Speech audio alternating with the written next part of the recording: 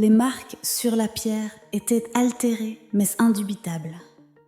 Symbole d'éléments entrelacés dans des motifs complexes dont la signification a été perdue dans le temps. À mesure qu'ils approchaient, les sceaux sur leur corps s'éclairèrent, leur lumière se reflétant sur les murs de pierre froide. La porte du sanctuaire s'ouvrit en gémissant et une voix grave et résonnante remplit l'air. Vous êtes arrivés à l'heure du jugement. Si vous cherchez à combler le fossé, prouvez-vous que vous en êtes digne. Faites face à votre vérité ou faites face à votre destin. La voix appartenait à l'arbitre. Sa forme fusionnait devant eux, un être d'énergie pure qui se déplaçait entre les couleurs des 4 éléments. Il n'avait ni visage, ni forme distincte, seulement une présence écrasante qui faisait trembler l'air. « Vous êtes l'arbitre » dit Kai, sa voix à peine au-dessus d'un murmure. Le regard de l'arbitre, ou ce qu'il pensait être son regard, les balaye. L'unité est la clé, mais l'unité nécessite la confiance. Vous devez faire face à ce qui vous divise et le vaincre. Avancez, chacun à votre tour, et révélez votre âme. Liora fut la première à entrer dans le cercle au centre du sanctuaire. Au moment où elle entra, le sceau sur son bras s'enflamma et elle disparut dans un monde de flammes et de cendres. Elle se tenait seule dans les ruines de la forteresse de son clan. Les structures réduites en cendres, une silhouette émergea de la fumée. Son jeune frère, le visage tordu par la douleur, le corps consumé par le feu. « C'est votre faute, » dit-il, sa voix résonnant d'accusation. « Votre ambition, votre insouciance, vous étiez censé nous protéger. » Liora tomba à genoux, le cœur battant à tout rompre. Elle avait toujours cru que la force la rendrait digne, mais elle réalisait désormais le poids des vies qu'elle n'avait pas réussi à sauver. « Je suis désolée, » murmura-t-elle. Les mots à peine audibles. Ces flammes commencèrent à s'éteindre, la vision se dissolvant dans l'obscurité. Lorsqu'elle revint au sanctuaire, ses pas étaient instables, mais son regard restait stable. « À ton tour, dit-elle, sa voix rauque mais résolue. » Kai entra ensuite dans le cercle. Le seau d'eau sur sa poitrine brillait et il fut entraîné dans un royaume d'océans sans fin. Les vagues s'agitaient violemment et des profondeurs émergeaient les visages de ceux qui l'avaient essayé, sans succès, de guérir. Leurs yeux le transperçaient, leurs bouches remplissent d'accusations tacites. « Tu n'étais pas assez fort, » dit une voix. « Vous ne nous avez pas sauvés, » murmura un autre. Le cœur de Kai souffrait du poids de sa culpabilité. Mais ensuite, il se souvint des paroles de son mentor. Guérir ne consiste pas à sauver tout le monde.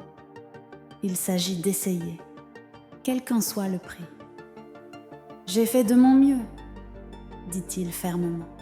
« Et je continuerai à le faire. » Les vagues se calmèrent et il retourna au sanctuaire, les épaules plus légères, la détermination plus forte. Erin entra ensuite, son seau de terre brillant férocement. Elle se retrouva dans un champ aride, les terres fertiles de son clan réduites en poussière. Sa famille se tenait devant elle, le visage gravé de tristesse. « Vous nous avez abandonnés, » dit son père.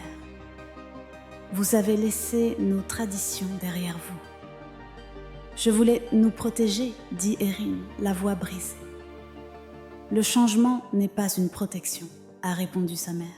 « C'est une destruction. » Erin serra les poings, le seau sur sa paume flamboyante. « Le changement est une question de survie. Sans cela, nous nous effondrons. » Le champ aride commença à fleurir, des pousses vertes perçant la poussière. À son retour, il y avait une détermination tranquille dans ses yeux. Zéphyr fut le dernier à entrer. L'air autour de lui scintillait alors qu'il entrait dans son procès. Il se tenait au milieu d'une tempête, les vents hurlant de rage. Des personnages de son passé apparurent, ceux qui l'avaient trahi, ceux qui l'avaient trahi. « Vous êtes un menteur » a craché l'un d'eux. « Un voleur » siffla un autre. Le sourire narquois de Zéphyr s'effaça. « Je l'étais » a-t-il admis. Mais je suis plus que ça maintenant. Je suis plus que ce que tu m'as fait. La tempête commença à s'estomper et il retourna au sanctuaire avec un rare sérieux gravé sur son visage. L'arbitre regarda les 4 sortir de leurs épreuves, leurs sceaux brillant plus qu'auparavant. Vous savez affronter vos vérités. Vous n'êtes plus 4, mais 1. Le pouvoir de l'unité coule à travers vous. Utilisez-le bien, sinon tout sera perdu. L'arbitre se dissout, laissant derrière lui un chemin qui menait directement au portail. Les héros étaient unis, leur confiance fragile mais réelle, leur voyage loin d'être terminé. Au loin, la faille palpitait, sa fin grandissant. Le procès final attendait. Le chemin menant au portail était marqué par une immobilité glaciale. Le genre de silence qui semblait vivant, comme si l'air lui-même conspirait pour retenir son souffle. Similar to this, Spanish towns united to support one another, demonstrating strength and unity in the face of looming challenges. In Mexico, devotion to the Virgin of Guadalupe reached previously unheard of heights, offering many people hope and comfort in the face of approaching adversity. In the meantime, Ivan's message sparked concrete actions to protect people and the environment in Brazil and Argentina. As people focused on building solidarity and working together to prepare for future challenges, this shift in focus showed a growing awareness of shared responsibility. As Ivan spread the news about the Virgin, miracles began to occur all throughout the world, proving the truth of his statements and the urgency of Mary's message. The Virgin Mary statue in Naples, Italy, for instance, is rumored to have poured bloody tears. Many people began to doubt their religious views as a result of this tragedy, which received international attention. The region's devotion and pilgrimage were reignited by reports of a Marian apparition in Spain close to Santiago de Compostela, a site already noted for its spiritual significance. The luminous aura that surrounded the Basilica of Guadalupe in Mexico was interpreted by many as a sign of heavenly protection. The area had a major spiritual awakening after a priest in Argentina reportedly saw the image of the Virgin Mary reflected in the Eucharist during a liturgy. In Brazil, a series of inexplicable natural events were seen as a warning and a summons to repentance. Despite these extraordinary happenings, the 2 world leaders Mary described in her prophecy continued to pursue their own selfish agendas. They ignored the warnings and continued their divisive paths, which heightened tensions around the globe. However, one of the leaders began to reconsider and chose to try to come to an agreement and have a discussion instead as the tensions and international pressure mounted. The other resisted at first, but with time he saw how precarious his position was and how his actions were harming his people.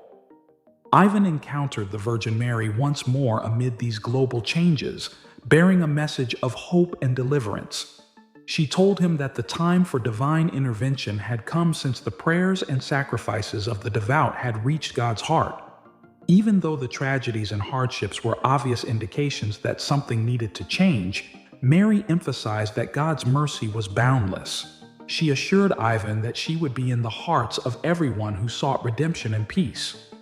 At that time, a powerful earthquake struck Italy. However, due to the physical and spiritual preparation of its people, the destruction was far less severe than anticipated. Because communities came together to support one another, there were relatively few losses.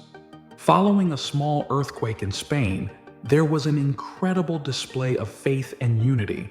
Brazil, Argentina, and Mexico had powerful earthquakes, but the damage was minimal due to the people's commitment to prayer and preparation. Following these predicted events, a worldwide revolution began. The nations affected by the earthquakes began a process of spiritual and physical rehabilitation. Communities were reinforced by a renewed sense of faith, inspired by a desire to live in peace and harmony. World leaders, humbled by recent events and under pressure from their voters, started really seeking justice and peace, seeking solutions to the wars they had previously fueled. Ivan continued his mission, traveling to other nations to spread the inspiration and hope that the Virgin had to provide, now widely recognized as a supernatural messenger. His words were a reminder of the importance of faith, prayer, and love between people. He emphasized that these ideas might bring individuals to salvation even in the worst situations. Ivan of Medjugorje's message has been ingrained in human consciousness as a call for spiritual enlightenment and world peace. The Virgin Mary demonstrated by her intercession that despite the difficulties of the world, people may find redemption through the light of hope and faith. Her message offers comfort and reassurance in trying times, reminding us that by embracing faith, compassion, and unity, we can overcome any adversity and return to a life that is in accordance with God's purpose. Thank you for coming along on this journey with me. Your presence and participation have made this study compelling and important. Until the next time, may the stories we have shared about the human condition inspire and encourage you.